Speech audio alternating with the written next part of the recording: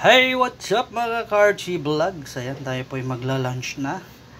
At ito na po yung aking pinrepair na salad pipino.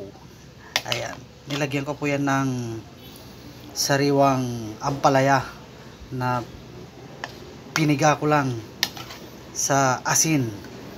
So, salad pipino with ampalaya or bitter gourd.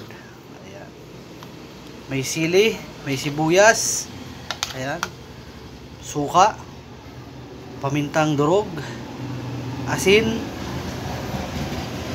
ayan, tinimplahan ko na po yan. Meron din pong siling habayan, and then meron po tayong nilagang talbos ng kangkong, ayan, and then meron na rin po tayong inihaw na bangus, and then meron po tayong sausawan na patis na may sili at kalamansi. So let's go, tayo po'y magtanghalian na.